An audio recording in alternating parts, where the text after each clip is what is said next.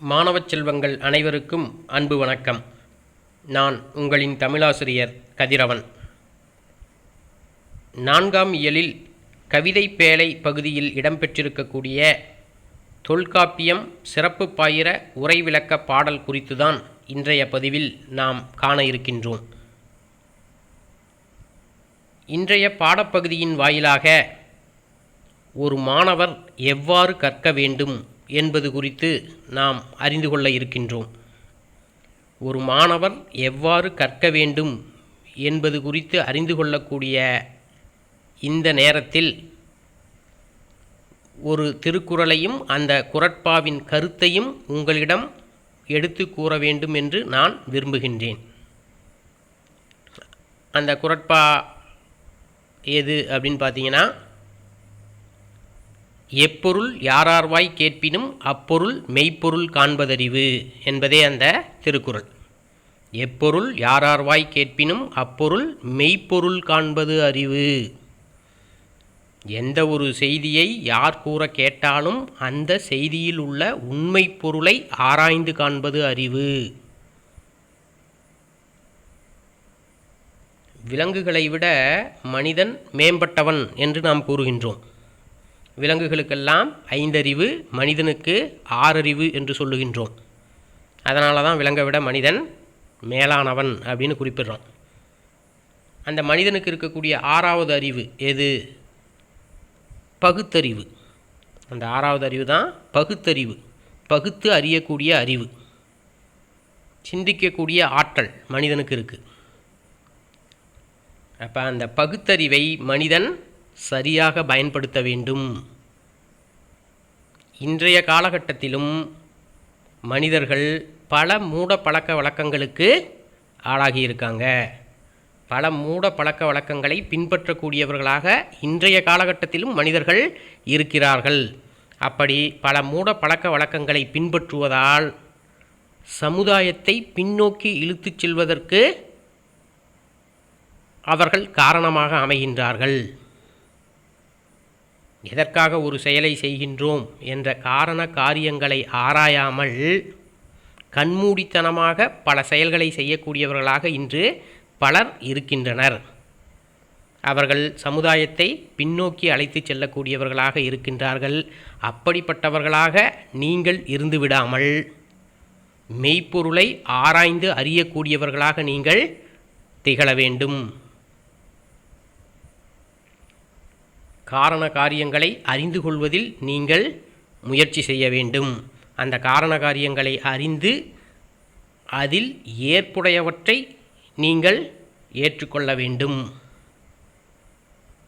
ஒதுக்க வேண்டியவற்றை ஒதுக்க வேண்டும் என்ற செய்தியை இன்று உங்கள் முன் எடுத்து வைக்கிறேன். இப்போ அடுத்து நூல்வெளி பகுதியில் கொடுக்கப்பட்டிருக்கக்கூடிய செய்தி என்ன அப்படிங்கிறத நாம் பார்க்கலாம்.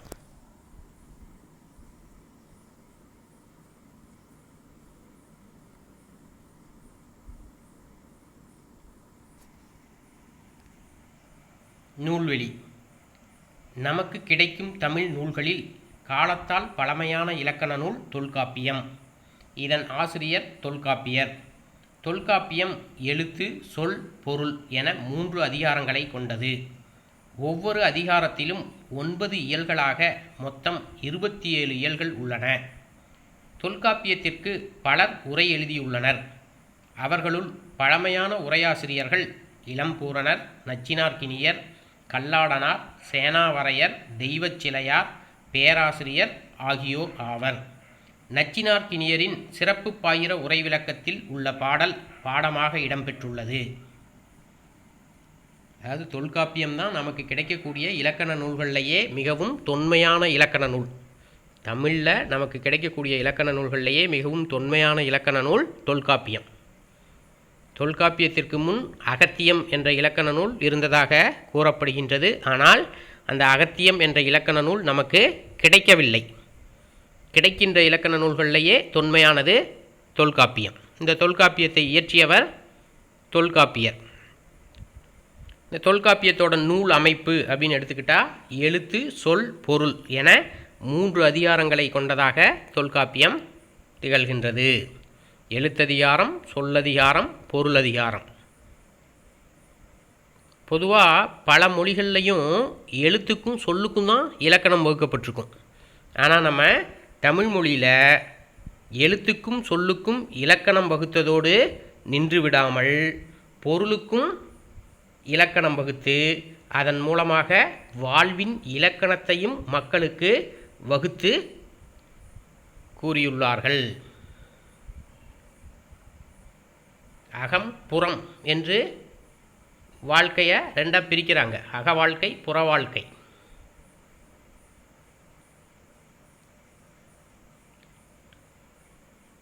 நிலத்தை அடிப்படையாக வைத்து மக்களுடைய வாழ்க்கையை வகுத்திருக்காங்க. குறிஞ்சி, முல்லை, மருதம், நெய்தல், பாலை என நிலத்தை அடிப்படையாக வைத்து மக்களுடைய வாழ்க்கை முறையை வகுத்திருக்காங்க. இன்னின்ன நிலங்களில் மக்கள் இன்னின்ன தொழில்களை மேற்கொள்வாங்க அப்படின்னு வரையறுத்து சொல்லியிருக்காங்க. இப்படி எழுத்துக்கும் சொல்லுக்கும் மட்டும் இலக்கணம் வகுக்காமல் பொருளுக்கும் இலக்கணம் வகுக்கப்பட்டிருக்கக்கூடிய ஒரு மொழி தமிழ் மொழி. தொல்காப்பியத்தில் எழுத்ததிகாரம், சொல்லதிகாரம், பொருளதிகாரம் அப்படின்னு 3 அதிகாரங்கள் இடம்பெற்றுள்ளது.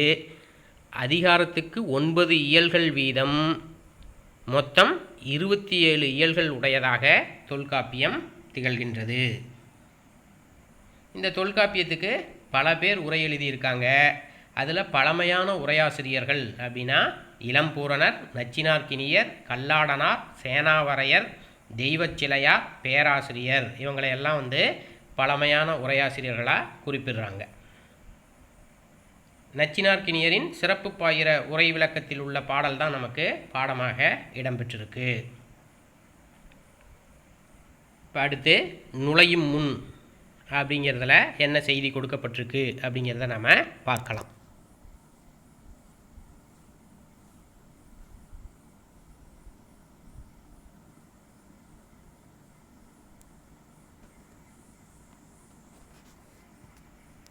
நுழையும் முன் தொல்காப்பியரால் தொகுத்தும் பகுத்தும் சேர்த்தும் எழுதப்பட்ட நூல் தொல்காப்பியமாகும். இந்நூல் எழுத்து சொல் மட்டுமன்றி பொருள் இலக்கணமான வாழ்வின் இலக்கணத்தையும் வகுத்து கூறுவதாகும். நாட்டின் எதிர்காலமாய் விளங்கும் மாண்பு பொருந்திய மாணவர் எவ்வாறு கற்க வேண்டும் என்பதை இதன் சிறப்பு பாயிரம் உரைவிளக்க பாடல் தெல்லிதின் விளக்குகிறது. தொல்காப்பியரால் தொகுத்தும் பகுத்தும் சேர்த்தும் எழுதப்பட்ட நூல் தொல்காப்பியம்.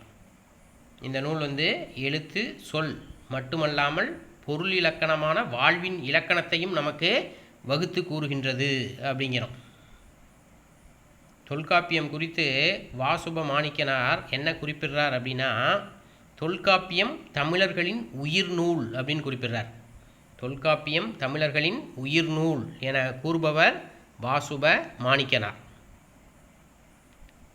அதே மாதிரி இன்று வரை தமிழ் இலக்கண விதிகளுக்கு அடிப்படையான நூலாக தொல்காப்பியம் திகழ்கின்றது. இன்றைக்கி வரைக்கும் தமிழ் இலக்கண விதிகளுக்கு அடிப்படையான நூல் அப்படின்னா தொல்காப்பியம்தான்.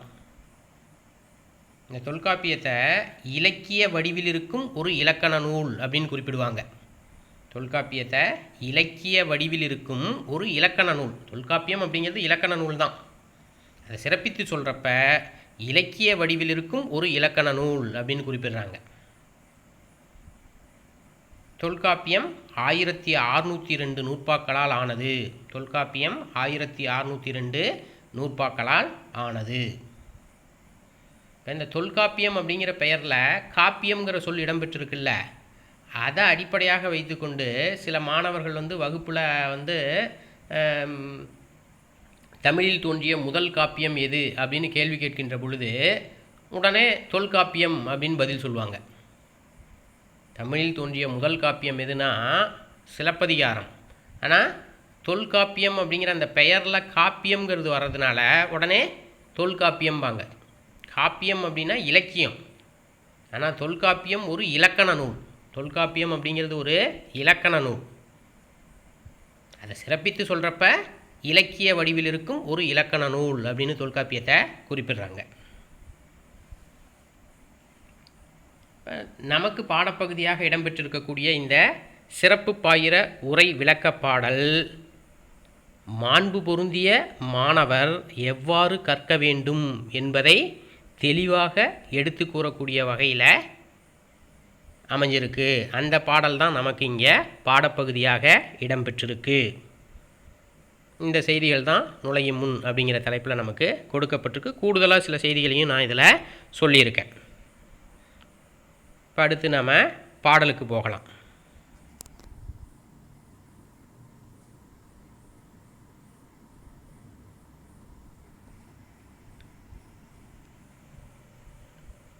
இப்போ இங்கே நாம் பார்த்துட்ருக்க இந்த பிடிஎஃப்பில் இருக்கக்கூடிய இது இப்போ அச்சிடப்பட்டது பழைய பதிப்பு. அதனால் சில பிழைகள் இதில் இருக்குது. அந்த பிழைகளை திருத்தி நான் சொல்கிறேன். நீங்கள் அதற்கேற்றாற் போல் கவனிச்சிக்கோங்க.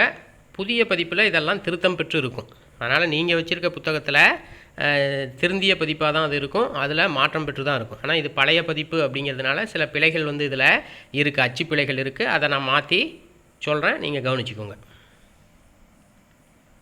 கவனிங்க.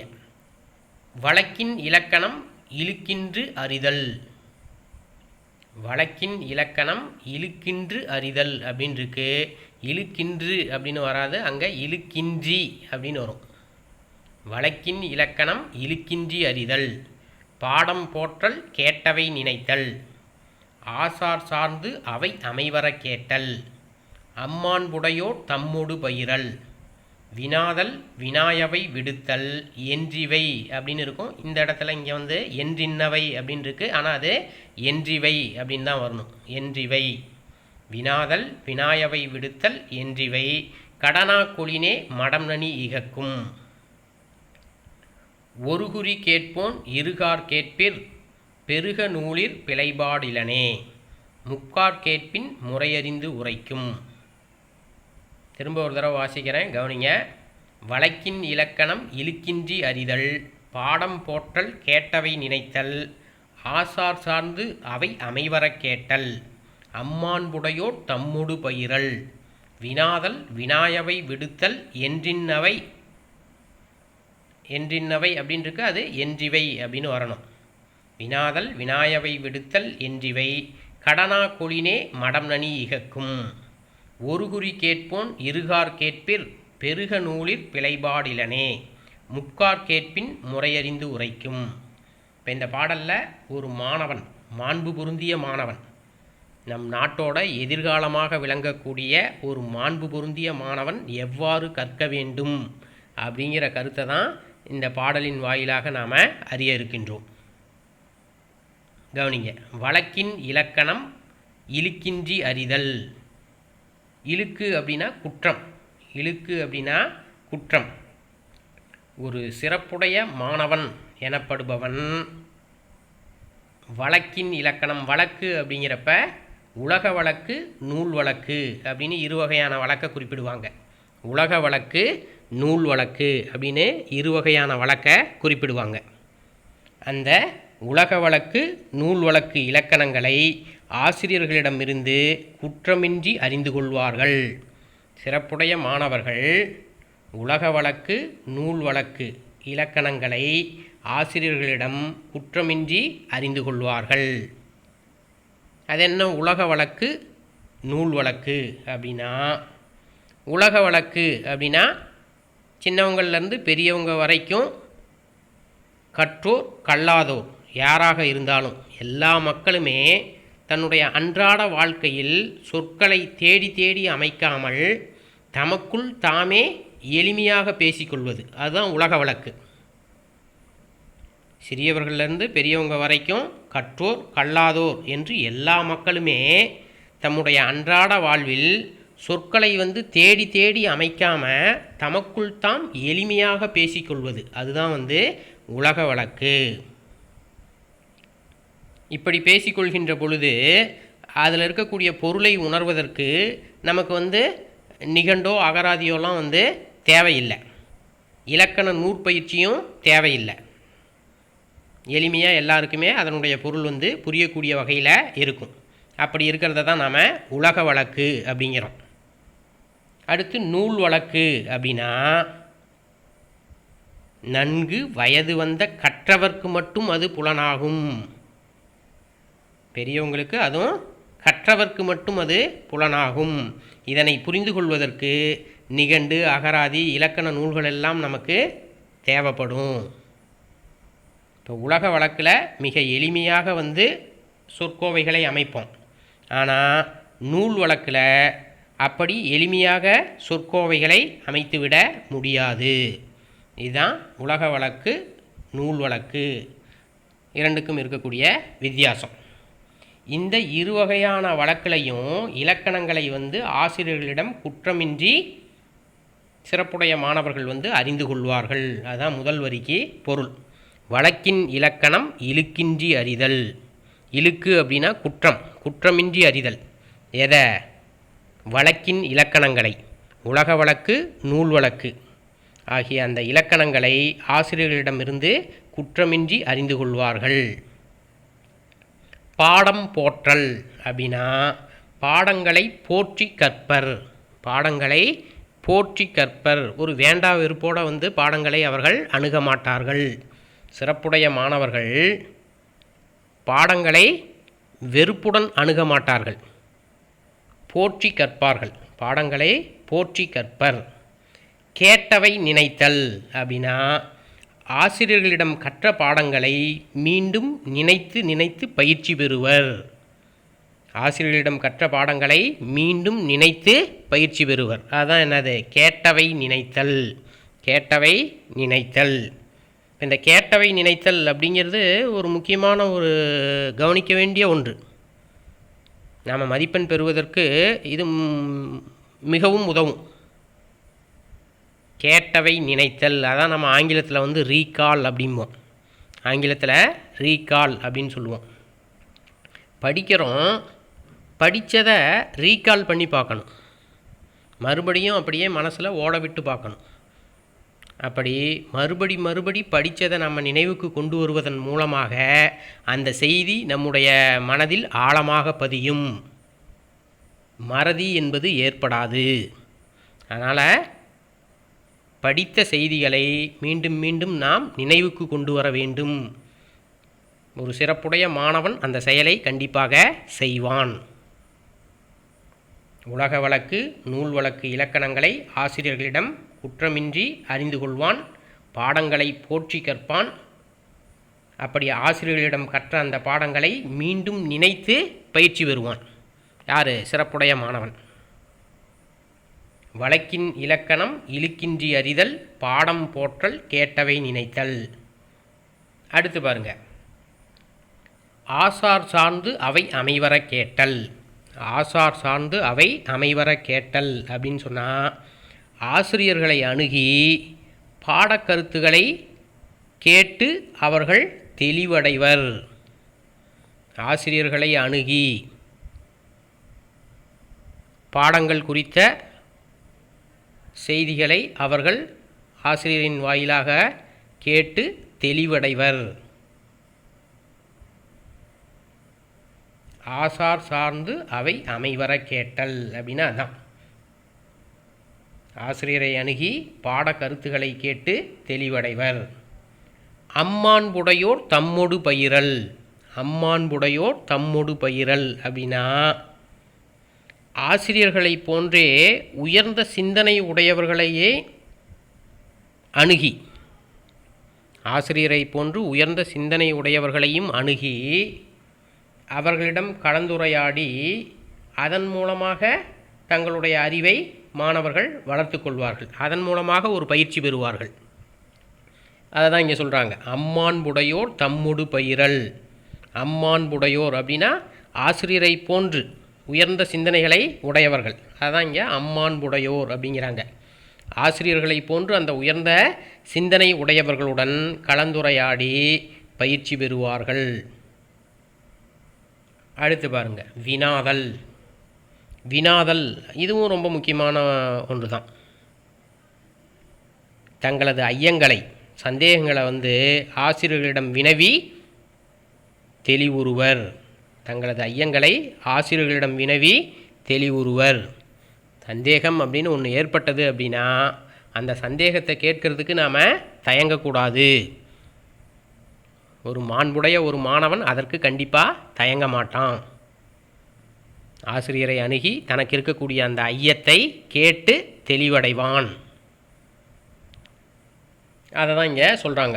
வினாதல், கேள்வி கேட்குறதுக்கு நாம் பயப்படக்கூடாது, தயங்கக்கூடாது. கேள்வி கேட்கின்ற பொழுது தான் மனிதனுடைய அறிவு வளர்ச்சி அடையும். இப்போ ஒரு வாழ்க்கை நிகழ்வு ஒன்று சொல்கிறேன். இந்த நிகழ்வு பெரும்பாலும் நீங்கள் கேட்டிருப்பீங்க, நிறைய பேர் கேட்டிருப்பீங்க. இந்த கேள்வி கேட்பதனோட அந்த முக்கியத்துவத்தை உணர்த்துறதுக்காக நான் இதை சொல்கிறேன். இப்போ ஒருத்தர் ஒரு ஆப்பிள் மரத்தடியில் அமர்ந்திருக்கார். அப்படி அவர் அமர்ந்திருக்கின்ற பொழுது மரத்திலிருந்து ஒரு ஆப்பிள் பழம் கீழே விழுது. வேகமாக காற்றடிக்குது. அந்த சமயத்தில் மரத்திலிருந்து ஒரு ஆப்பிள் பழம் கீழே விழுது அவர் பக்கத்தில். இப்போ அந்த ஆப்பிள் பழத்தை அவர் எடுக்கிறாரு. அப்படி எடுத்தோன்னே பரவாயில்ல, நமக்கு சாப்பிட்றதுக்கு ஒரு பழம் கிடச்சிருச்சு அப்படின்னு அவர் அந்த பழத்தை சாப்பிட்றதுல அவர் ஈடுபடலை. அவர் மனசில் ஒரு கேள்வி எழுது. அந்த சமயத்தில் அவருடைய மனசில் ஒரு கேள்வி எழுது. என்ன கேள்வி அப்படின்னு சொன்னால், காற்றடித்தது, மரத்திலிருந்து ஒரு ஆப்பிள் பழம் கீழே விழுது. அதை கையில் எடுத்து அவருடைய மனசில் ஒரு கேள்வி எழுது. அதாவது மரத்தில் இருந்து அந்த பழம் ஏன் கீழ் நோக்கி விழுந்தது, நிலத்தை நோக்கி ஏன் கீழ் நோக்கி விழுந்தது,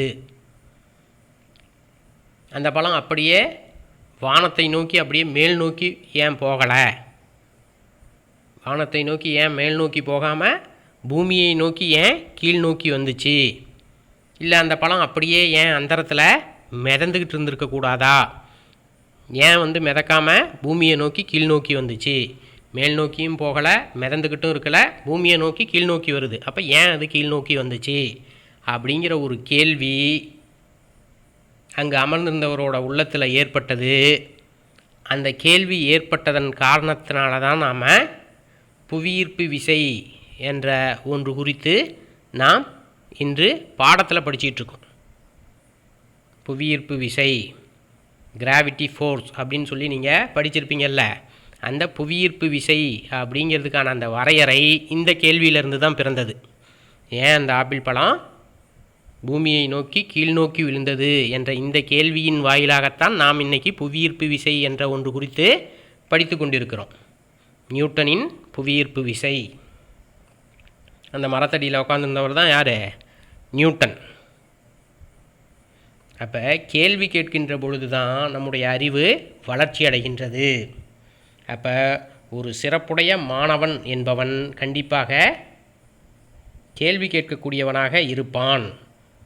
தனக்கு ஏற்படக்கூடிய ஐயங்கள் குறித்த கேள்விகளை ஆசிரியரிடம் கேட்டு அவன் தெளிவடைவான். வினாதல். அடுத்து பாருங்க, வினாயவை விடுத்தல். வினாதல், வினாயவை விடுத்தல் அப்படின்னா ஐயத்தை ஆசிரியரிடம் கேட்டு அந்த மாணவன் தெளிவடைவான். அதோடு நின்று விடாமல் தான் தெளிவு பெற்ற அந்த கருத்துக்களை பிறருக்கு உணர்த்தி அவர்களையும் தெளிவடைய செய்வான். ஆசிரியரிடம் ஐயத்தை கேட்டு தான் தெளிவடைந்த அந்த கருத்தை பிறருக்கும் உணர்த்தி அவர்களையும் தெளிவடைய செய்வான். அதான் என்ன? வினாயவை விடுத்தல். வினாதல், வினாயவை விடுத்தல் என்றிவை கடனா கொளினே மடம் நனி இகக்கும். கடனா கொளினே அதாவது கடமையாக கொண்டால். கடனா கொளினே அப்படின்னு சொன்னால் இதை கடமையாக கொண்டால் மடம் நனி இகக்கும். இகக்கும் அப்படின்னு சொன்னால் நீக்கும் அப்படிங்கிறது பொருள். இகக்கும் அப்படின்னா நீக்கும் அப்படிங்கிறது பொருள். இதை கடமையாக கொண்டு ஒரு மாணவன் செயல்பட்டால் அவன் தன்னுடைய அறியாமையை அதன் வாயிலாக நீக்கி ஒரு சிறந்த மாணவனாக திகழ்வான் அப்படிங்கிறது தான் இதோட பொருள்.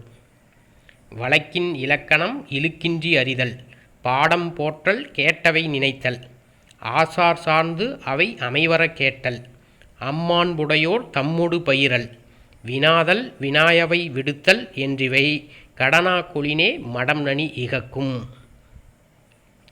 நாட்டின் எதிர்காலமாக விளங்கக்கூடிய மாண்பு பொருந்திய ஒரு மாணவன் எவ்வாறு கற்க வேண்டும் என்பதை இங்கு நமக்கு எடுத்துரைக்கிறாங்க. ஒரு சிறப்புடைய மாணவன் எனப்படுபவன் உலக வழக்கு, நூல் வழக்கு, இலக்கணங்களை ஆசிரியர்களிடம் குற்றமின்றி அறிவான். பாடங்களை போற்றி கற்பான், விருப்பத்தோடு கற்பான். அப்படி கற்ற அந்த பாடங்களை மீண்டும் நினைத்து பயிற்சி பெறுவான். கேட்டவை நினைத்தல். ஆசிரியரை அணுகி பாட கருத்துக்களை கேட்டு தெளிவடைவான். அதே போன்று அந்த ஆசிரியர் போன்று உயர்ந்த சிந்தனைகள் உடையவர்களை அணுகி அவர்களின் வாயிலாக பயிற்சி பெறுவான்.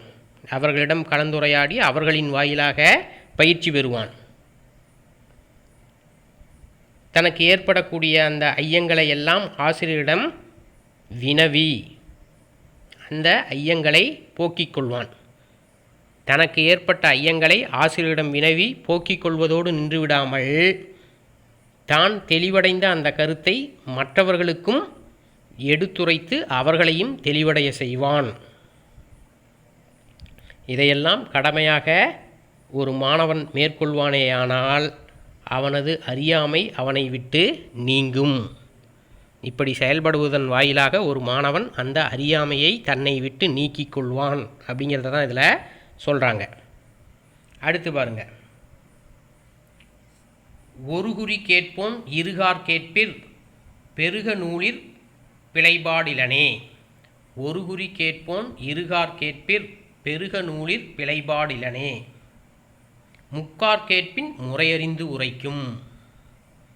இதில் என்ன சொல்லப்பட்டிருக்கு அப்படின்னா, அதாவது ஆசிரியர் கூறக்கூடிய கருத்துக்களை ஒரு முறைக்கு இருமுறை கேட்கக்கூடிய மாணவர்கள்.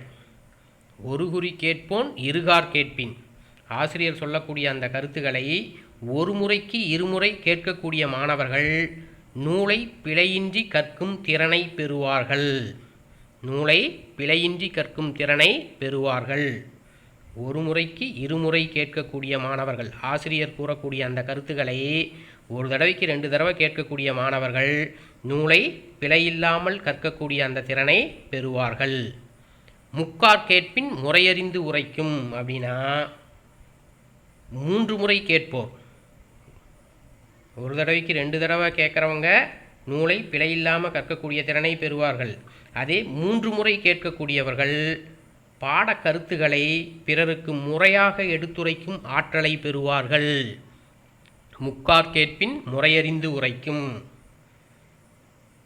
ஒரு தடவைக்கு 2 தடவை, 2 தடவைக்கு 3 தடவை கேட்கக்கூடிய அந்த மாணவர்கள் பாடக்கருத்துக்களை தான் அறிந்து கொள்வதோடு அந்த கருத்துக்களை பிறருக்கு முறையாக எடுத்துரைக்கக்கூடிய ஆற்றலை பெறுவார்கள். பிறருக்கு ஒரு கருத்தை எடுத்துரைத்து புரிய வைப்பது என்பது எளிதான காரியம் கிடையாது. எல்லாராலும் அது செய்துவிட முடியாது. அப்போ ஒரு தடவைக்கு 2 தடவை, 2 தடவைக்கு 3 தடவைன்னு ஆசிரியரிடமிருந்து ஒரு கருத்தை கேட்கக்கூடிய மாணவர்கள் தான் கேட்ட அந்த கருத்தை தான் அறிந்து கொள்வதோடு பிறருக்கு எடுத்துரைக்கக்கூடிய அந்த ஆற்றலையும் உடையவர்களாக அவர்கள் மாறுவார்கள். இப்படி பாடம் கேட்டலை கடமையாக கொண்டு மாணவர்கள் செயல்பட்டால் அவர்கள் தங்களுடைய அறியாமையிலிருந்து விலகி சிறந்த மாணவர்களாக திகழ்வார்கள் அப்படிங்கிறது தான் இந்த பாடலில் சொல்லப்பட்டிருக்கக்கூடிய கருத்து. திரும்ப சொல்கிறேன், கவனிங்க.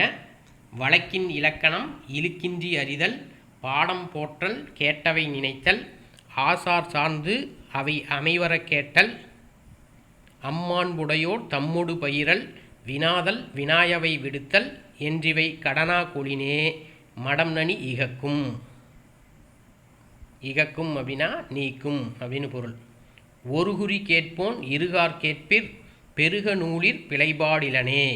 முக்கார் கேட்பின் முறையறிந்து உரைக்கும்.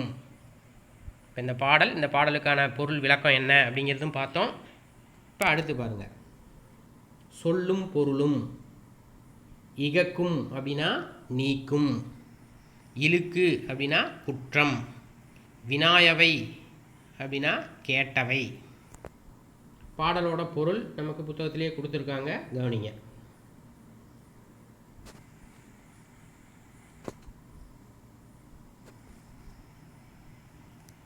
சிறப்புடைய மாணவர் எனப்படுவோர் உலக வழக்கு, நூல் வழக்கு, இலக்கணங்களை ஆசிரியர்களிடம் குற்றமின்றி அறிவர். பாடங்களை போற்றி கற்பர். ஆசிரியர்களிடம் கற்ற பாடங்களை மீண்டும் நினைத்து பயிற்சி பெறுவர். ஆசிரியரை அணுகி பாடக்கருத்துக்களை கேட்டு தெளிவடைவர். ஆசிரியர்களைப் போன்ற உயர் சிந்தனை உடையவர்களுடன் கலந்துரையாடி பயிற்சி பெறுவர். தங்களது ஐயங்களை ஆசிரியர்களிடம் வினவி தெளிவுறுவர். அவ்வாறு தெளிவுற்ற கருத்துக்களை பிறர்க்கு உணர்த்தி தெளிவடைய செய்வர். ஆசிரியர் கூறும் கருத்துக்களை ஒரு முறைக்கு இருமுறை கேட்கும் மாணவர்கள் நூலை பிழையின்றி கற்கும் திறன் பெறுவர். 3 முறை கேட்போர் பாடக்கருத்துக்களை பிறர்க்கு முறையாக எடுத்துரைக்கும் ஆற்றல் பெறுவர். இத்தன்மையில் பாடம் கேட்டலை கடமையாக கொண்ட மாணவர்கள் அறியாமையிலிருந்து விலகி சிறந்து விளங்குவர். அப்படிங்கிறது தான் இந்த பாடலோட பொருள்.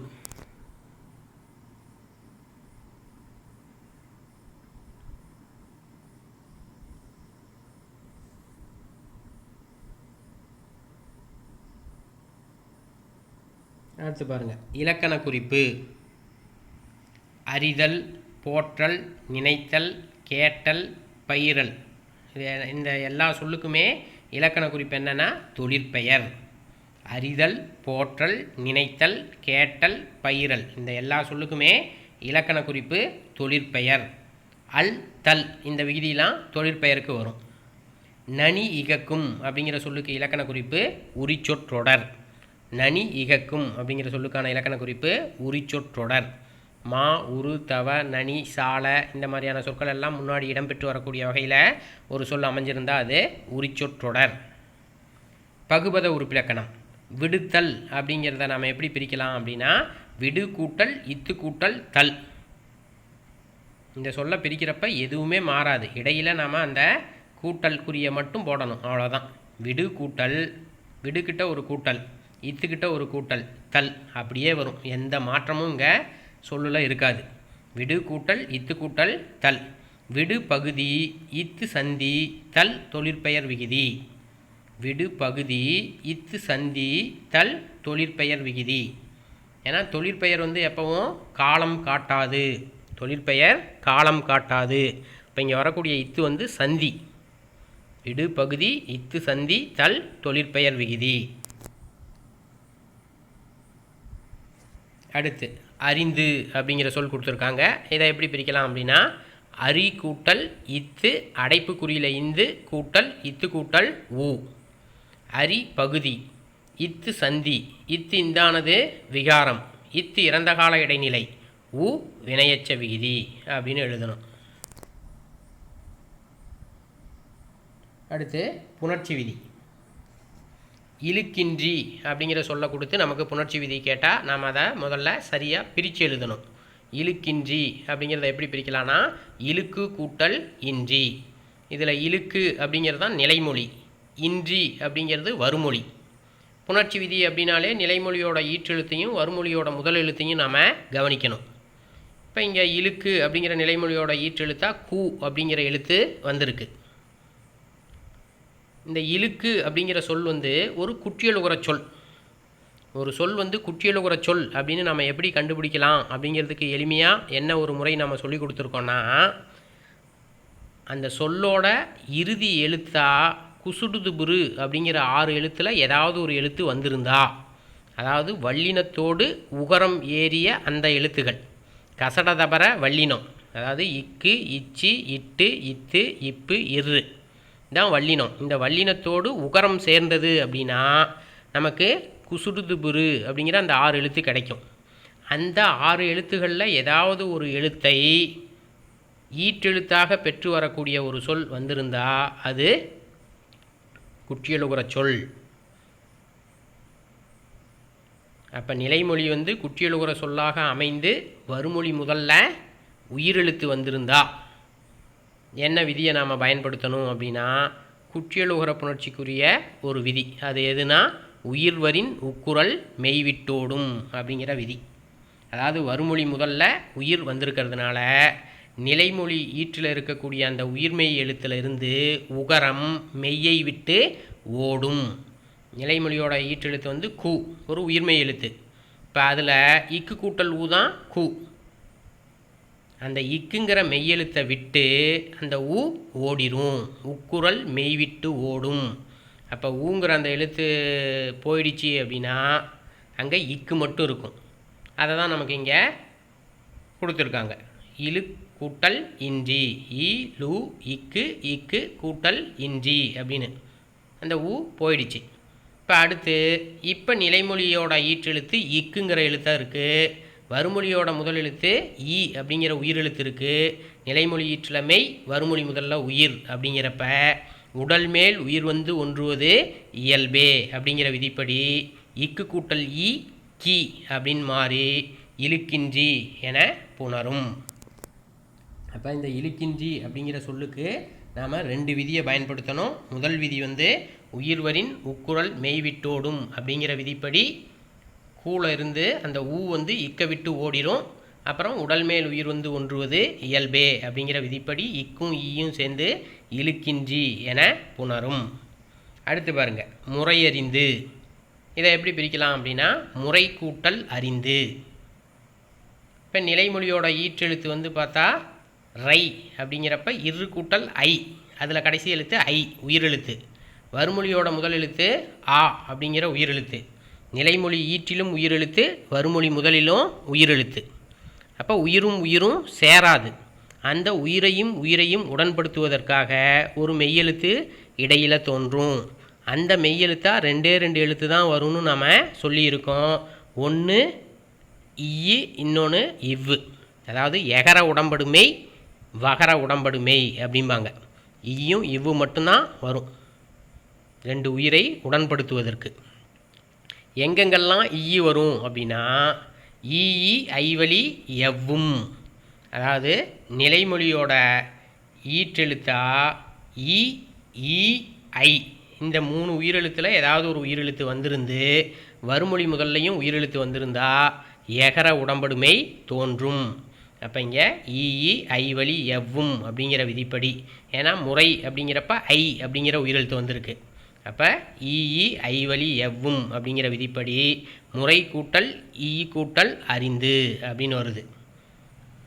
அடுத்து விதி 2, உடல் மேல் உயிர் வந்து ஒன்றுவது இயல்பே அப்படிங்கிற விதிப்படி ஈங்கிற மெய்யெழுத்தும் ஆங்கிற உயிரெழுத்தும் சேர்ந்து யா என மாறி முறையறிந்து என புணரும். அப்போ இந்த முறையறிந்து அப்படிங்கிற சொல்லையும் நாம் 2 விதியை பயன்படுத்துகிறோம்.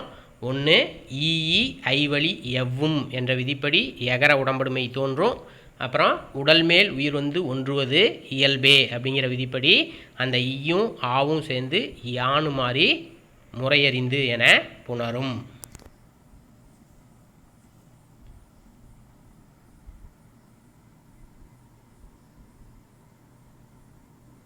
அடுத்து பாருங்க,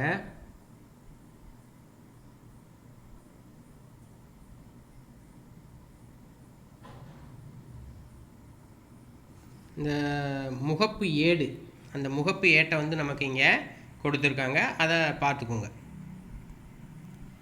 தொல்காப்பியம். இஃது ஜமதக்னி மகாரிஷியின் மகன் அகத்திய முனிவருடைய முதல் மாணக்கருமாகிய திரணதுமாக்னி என்ற இயற்பெயரை உடைய தொல்காப்பிய மகாரிஷியினால் அருளி செய்யப்பட்டது அப்படின்னு கொடுத்துருக்காங்க. இந்த முகப்பு ஏடு தொல்காப்பியத்தோட முதல் பதிப்பு 1847. தொல்காப்பியத்தோட முதல் பதிப்பு 1847 வெளிவந்திருக்கு. அதனோட முகப்பு ஏட்டை வந்து நமக்கு இங்கே கொடுத்துருக்காங்க. அதில் இருக்கிறத அப்படியே பார்த்துக்கோங்க.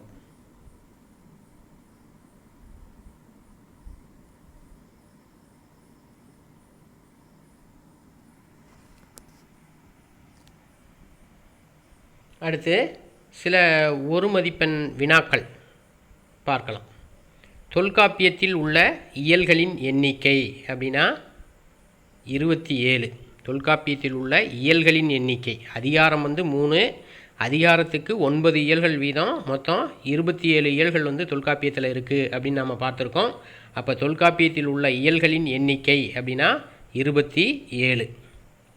நமக்கு கிடைத்த தமிழ் நூல்களில் காலத்தால் பழமையான இலக்கண நூல் அப்படின்னா தொல்காப்பியம். விடுத்தல் இச்சொல்லில் இடம்பெறும் விகுதி என்ன விகுதி அப்படின்னு கேட்குறாங்க. தொழிற்பெயர் விகுதி.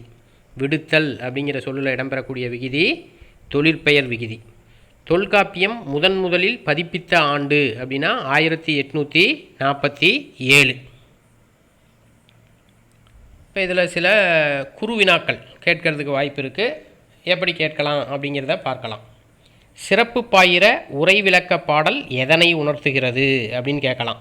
சிறப்பு பாயிர உரை விளக்க பாடல் எதனை உணர்த்துகிறது அப்படின்னா, நாட்டின் எதிர்காலமாய் விளங்கும் மாண்பு பொருந்திய மாணவர் எவ்வாறு கற்க வேண்டும் என்பதை சிறப்பு பாயிர உரை விளக்க பாடல் தெளிவாக விளக்குகிறது. இந்த நுழையும் முன்னில் இந்த செய்தி இருக்கும். நுழையும் முன் அப்படிங்கிற தலைப்பில் நாம் பார்த்ததில் இந்த செய்தி இருக்கும். சிறப்பு பாயிர உரை விளக்க பாடல் எதனை உணர்த்துகிறது அப்படின்னா, நாட்டின் எதிர்காலமாய் விளங்கும் மாண்பு பொருந்திய மாணவர் எவ்வாறு கற்க வேண்டும் என்பதை சிறப்பு பாயிர உரை விளக்க பாடல் தெளிவாக விளக்குகிறது அப்படின்னு எழுதணும். தொல்காப்பிய உரையாசிரியர்கள் யாவர் அப்படின்னு கேட்டால், இளம்பூரணர், நச்சினார்க்கினியர், கல்லாடனார், சேனாவரையர், தெய்வச்சிலையார், பேராசிரியர் அப்படின்னு சொல்லி எழுதணும். தொல்காப்பியம் நூல் அமைப்பை கூறுக அப்படின்னா, காலத்தால் பழமையான இலக்கண நூல் தொல்காப்பியம். இதன் ஆசிரியர் தொல்காப்பியர். தொல்காப்பியம் எழுத்து, சொல், பொருள் என 3 அதிகாரங்களை கொண்டது. ஒவ்வொரு அதிகாரத்திலும் 9 இயல்களாக மொத்தம் 27 இயல்கள் உள்ளன அப்படின்னு சொல்லி எழுதணும். நூல் அமைப்பு கேட்டால். தொல்காப்பியரை பற்றி குறிப்பிடு அப்படின்னு கேட்டால், ஜமதக்னி மகாரிஷியின் மகன், அகத்திய முனிவருடைய முதல் மாணவர், திரண தூமாக்னி என்ற இயற்பெயரை உடையவர், தொல்காப்பியம் என்ற நூலை எழுதியவர் அப்படிங்கிறது தொல்காப்பியரை பற்றி குறிப்பிடு அப்படின்னு கேட்டால் நாம் எழுதணும். இப்போ இந்த செய்தி முகப்பு ஏட்டில் தொல்காப்பியம் முதல் பதிப்பு முகப்பு ஏடு அப்படின்னு சொல்லி நமக்கு கொடுக்கப்பட்டிருக்க அந்த முகப்பு ஏட்டில் இந்த செய்தி இடம்பெற்றிருக்கு. ஜமதக்னி மகாரிஷியோட மகன், அகத்திய முனிவருடைய முதல் மாணவர், திரண தூமாக்னி என்ற இயற்பெயரை உடையவர் அப்படிங்கிற இந்த செய்தியெல்லாம் அதில் தான் நமக்கு இடம்பெற்றிருக்கு. இதோட இன்றைய பதிவு நிறைவடைகின்றது. மீண்டும் நாம் அடுத்த பதிவில் சந்திப்போம். நன்றி, வணக்கம்.